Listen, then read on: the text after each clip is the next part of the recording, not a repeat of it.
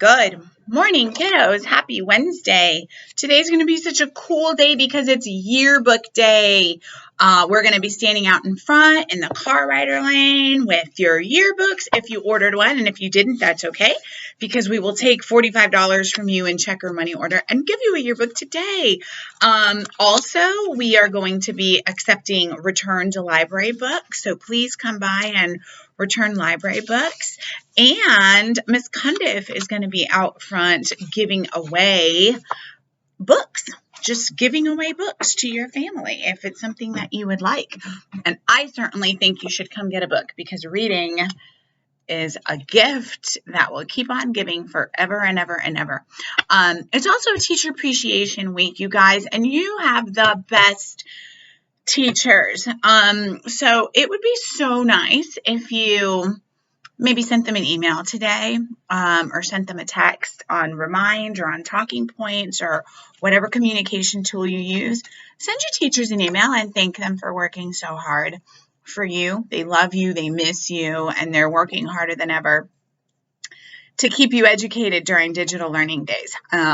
So send them a little love. I don't think they get enough of that. Okay, today we're going to read chapter 27 called After. On the bus ride home from school, my grandfather holds up his science textbook. He must be running low on laundry because he's wearing the cast shirt from my mother's production of Hair. It's tie-dyed, and I think of Star Lily. T. Melvinus will have its own chapter in here now, he crows. Yeah, I say with a forced smile. He starts paging through the sections. Where would it make most sense for them to put it?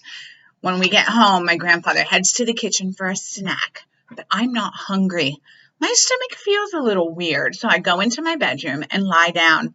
I can't stop thinking about mummies. It's so creepy. The dead waiting to come back to life. Maybe there's a reason there's monsters in horror movies. I look around my room with new eyes, and what I observe makes me question everything. The handprints on the wall. As people grow older, will hands get smaller instead of bigger because of T. Melvinus? The pink bow on my dresser from the birthday present Raj gave me? Will people have fewer candles on their cake every year because they're getting younger? I feel like Galileo. My vision of the universe suddenly upended. Before I know it, I find myself sitting at the computer looking up the atomic bomb and Oppenheimer. All at once, I need to know about the after. What happened after the bombs were dropped on Japan? Images flash across the screen. Crushed buildings, smoke, crying children. The article says that no one knows for sure how many people died from the bombings.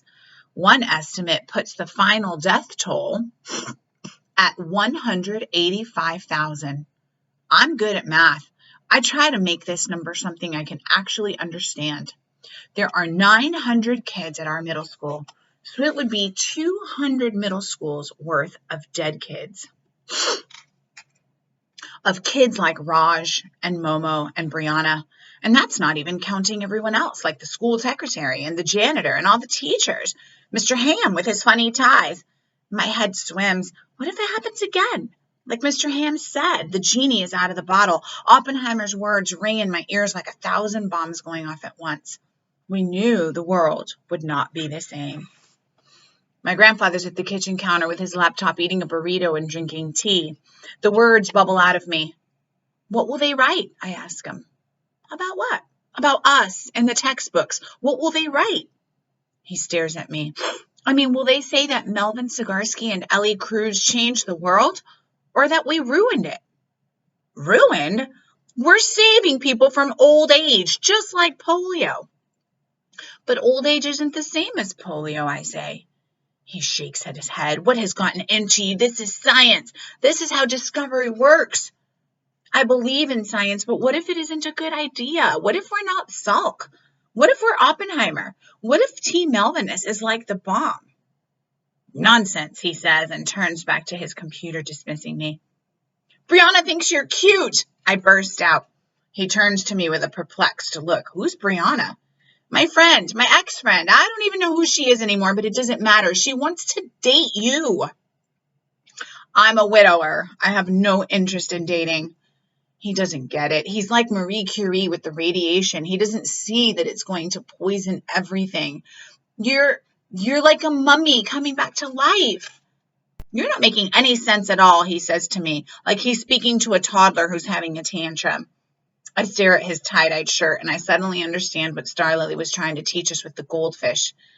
Endings are sad, like goldfish dying and grandma's slippers and Brianna and me.